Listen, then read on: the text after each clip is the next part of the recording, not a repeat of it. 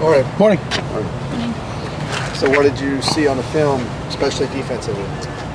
Defensively, there were breakdowns at all three levels at certain times. It wasn't just one thing that stood out, that it was just this position or this player. It's a combination of everybody playing together. So it's about making corrections and moving forward and getting ready for Stanford. So, I just had good meetings with our players. We watch the film like we normally do every week. It doesn't matter if you win or lose. There's still corrections that have to be made on a weekly basis, and that's what we did in our meetings. And then we'll come out and get ready to play against Stanford. Can you tell us about some of the corrections that need to be made? It depends on the individual plays that were made, and it's just communication issues on a couple of them. So we'll get this taken care of. Still being involved in the Pac-12 race, watching the film of Oregon, is it a little bit unique? While you're watching the film, do you think tactically what you could do, what you could correct next time, rather than just... We think about that all the time, no matter whether it's a Pac-12 race or not a Pac-12 race. There's always there's an AAR after every game, so our after-action report in terms of what we did well and what we need to continue to exploit, and then what we need to be corrected. And that's whether you win or you lose. So that's the formula for how we do things on Saturday, Sunday, Monday, Tuesday, Wednesday, Thursday, Friday is always the same, regardless of the results that happen on the week before. Because you can win games, but there's still a lot of mistakes that have to be corrected. Or you can lose games and play really, really well, but there's one or two things that have to be corrected. So that's really what the process is about.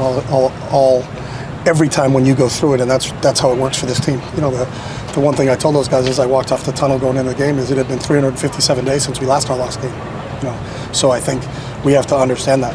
We last we had before that was on October 30th in 2021. And I think they readied the ship and did a great job finishing out the last season with 3 wins, and then starting off this season with 6 wins. There was only one other team in the country, Clemson, that had more wins than us in that over that span of time. So this is a really good football team. We didn't play up to what we should have played on Saturday. And then we'll move on and we'll see what the rest of the season turns itself out. But our whole mantra since the beginning of the season is pick your head up in December, and we'll see if our body of work is good enough for us to have an opportunity to continue to play after December. So you mentioned the breakdown at all 3 levels. How much did Oregon's talent and scheme play into that? I think they have to be. I think Bo Nix played really well. It was the first time I ever seen him. I thought Bo had a really good game. I think the Franklin receiver is a good player. But they're all correctable mistakes in our opinion. So. Was that surprising? Given the defense had been, fairly solid up till Saturday. No, we don't have any anticipation going into games of what results are supposed to be. We play the game, and then you make the proper corrections within the game, and you make the proper corrections after the game in terms of how it happens. So, we don't have any preconceived notions that this should be this or this should be that. I don't think I've ever felt like that going into games. So. When you looked at the onside kick, was there a block that was delivered before 10 yards? No. We talk about every single time we take the field, you have to clear your cleats and make sure the ball is kicked. We were a little bit too deep in our initial alignment, and our guys have to make sure that they're aligned in the proper spot. And then we got to do a better job of making sure we rep it enough in practice so that they understand what's coming. But it's something that we have repped in practice before, so this wasn't a surprise onside to us. That wasn't a surprise. A lot of teams do that. When teams score and they're trying to get in that opportunity, and it was a good play by them. I thought the kicker made a great kick. It traveled the proper distance, and they beat us to the football. So. When you are, scheming against a quarterback that you hadn't seen, like you said.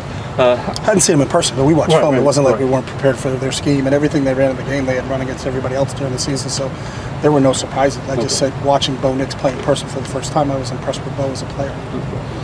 Jake Bobo had 100 yards in that game. How have you seen his abilities kind of grow since entering Pac-12 play? I haven't seen his abilities improve. I said this is the same guy that led the ACC in receptions last year. So, Jake is what was advertised. And when talking to Coach Cutcliffe about him, who's a great friend, and we shared with him, he's been everything that Coach Cut said he was going to be.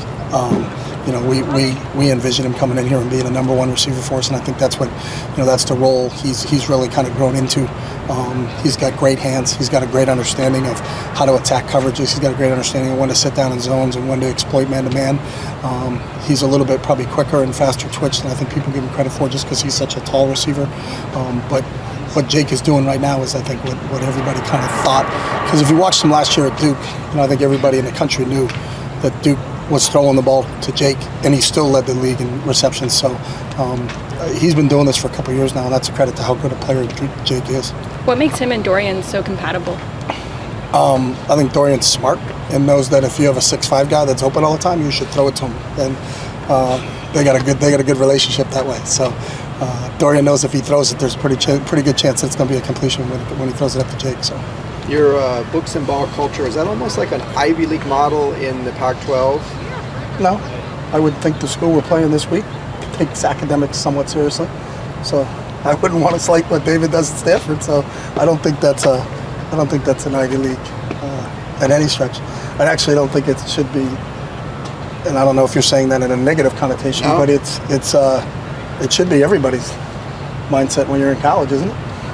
Well, a lot of people don't do it to the elite level that you do with some of the GPAs and grad school things. Okay. I would think there's some pretty good books and ball going on throughout the country that I think we're not the only ones. That's not a mutually exclusive thing just to UCLA, but I am proud of how our guys do it and what their approach is and what their attack is. So. Are there instances you can say that when guys are watching film with you that they suggest a concept or a play that you've incorporated during a game? Yeah, we've talked about things like that all the time. Is there any specifics you remember? I don't remember anything specifically, but there's a lot of give and take with our players. And the same thing goes on the sideline. Hey, I think I'm getting more inside leverage. I think we should go to this. All right, that's okay. If you feel like it, because sometimes you can't tell leverage when you're on the field. All right, then let's call this with an outbreak instead of with an inbreak. So yeah, that's part of it. Now you got to know who you're talking to, because there's some guys that when they tell you what's going on, and you add the people up, there's 13 guys on defense, so they're probably not giving you the right picture. Now there's other guys that you can implicitly trust. John Gaines says something, you implicitly trust John Gaines. Some other guys say some things, and you just tell me what you got. I got a 3 technique, a 5 technique, a 9 technique, a shaded nose, and 2 linebackers up above. Then you draw the look up and go, is this the look? No, that wasn't the look. It was when John tells you something happens, then it's yeah. When Dorian tells you something happens, yeah. When Jake tells you something happens, yeah. You listen to those guys because they get a better feel. Hey, this guy keeps biting. Every time I try to break in on a route, he's biting on a route. Then we have counters to what other people do. So you have to get feedback from the players. But there's also receivers that if you listen to them, they're open on every play. I was open. Well, yeah, you were open because the ball was thrown over there and everybody ran over there. At the end of the play, you were wide open. But great, when the quarterback was ready to throw the ball, were you open? And then they can't answer that one. So, but there's guys, and you know through practice and what goes on out here that, you know, when they say something, you can trust them and say, all right, let's try to do that. But yeah, we talk about that stuff all the time. That's what the in-between plays, in-between series goes on the sideline.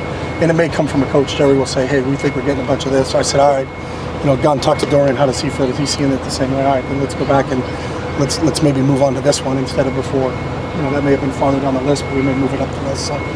Mo Osling had 17 tackles in that game. What's that say about him, his development? But what's that also say a little bit about your defense? You shouldn't have the free safety with 17 tackles. But that also is a credit to Mo and the type of backstop that he is back there. You know, and I think he's playing football at a really, really high level right now. And we're really pleased that he's with us. But I don't think that's a recipe for success as you move forward.